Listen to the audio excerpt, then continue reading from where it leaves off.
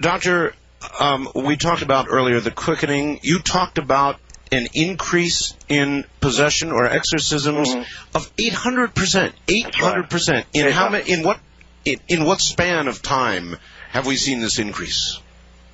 Since about 1969 to 1989. In that time, it's a funny thing. A lot of things have happened in that time in the world and in the Church of Rome, my church, about which I've just written that book, Windswept House.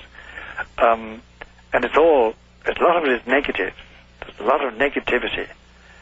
And there's been a lot of bloodshed in that time, by the way.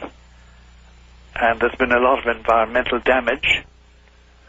And surely Lucifer, who wants the death of the human race, will use any means, especially radiation, to destroy human hopes and human life. Doctor, in your second set of tapes concerning the storm and inside the Vatican, you had pointed out that we are going to be chastised. This is from a gentleman in Beaumont, Texas. That we're going to be chastised. You said it can't be mitigated. There will be catastrophes, calamities, natural disasters. Great sections of humanity will be leveled. This is part of the third secret of Fatima in 1917, July 13th. But you implied this would be more in the distant future than in the deserted vineyard. You said very clearly this will occur, you believe, in the next 3 or 4 years. Yes. Yes.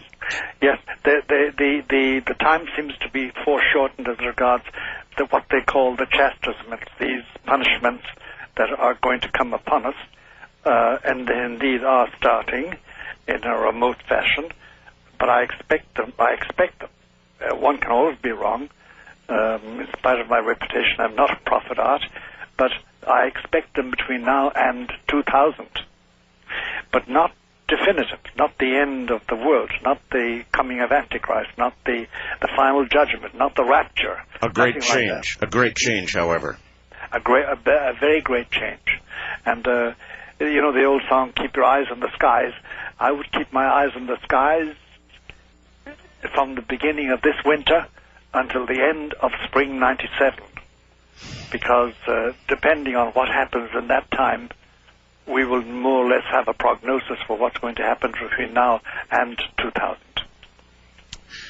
How many human beings do you think will make it through this change? A good majority of the present human beings that are alive, but in great misery. In a world where perhaps you don't want to live, that sort of thing. That's right.